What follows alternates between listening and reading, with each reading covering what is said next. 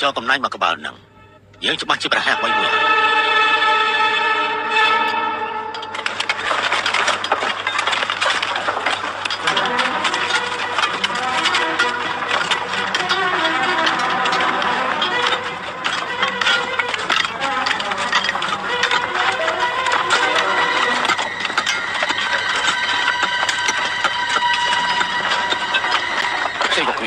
មួយស្អីប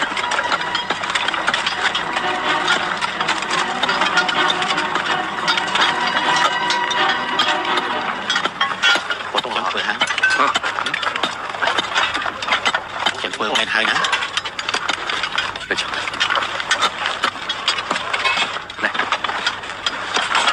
ស្បែកពួយជប៉ុនលាក់បន្តិចណាលោកដឹងហើយកុំទៅខុសកន្លែងចាំទៅមើលយកវិញអត់ទេលោកអត់គេទៅចឹងមិនដូចជាឲ្យគេចូលរដូវទៀតអត់វិញលោកអត់គេទៅនិយាយជាមួយពួកជប៉ុនមិនឲ្យគេទៅសាប់ទៅហើយទៀតមកជាគ្រូចាន់ជាងលីលោកចង់ទៅជួយគេច្បាស់ជាចង់ជួយហើយបើចឹងទៅជាមួយខ្ញុំទៅ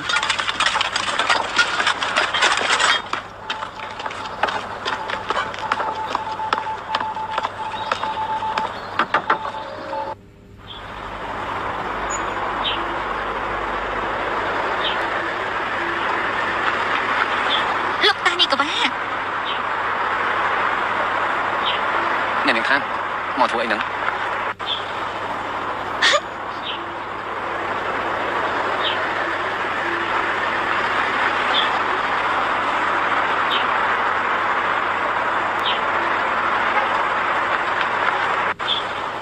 លោកតានេះក៏បានខ្ញុំមានរឿងមួយចង់រំខានលោកបន្តិច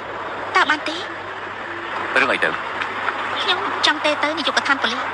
លោកគិតមើលខ្ញុំចេញមកយូរហើយមិនដែលទេទៅឲ្យលោកនាងដឹងបន្តិចទេបានតាខ្ញុំជួយភ្ជាប់ឲ្យ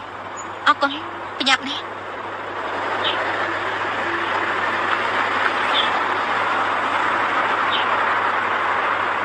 លោកប្រញាប់បន្តិចទេអ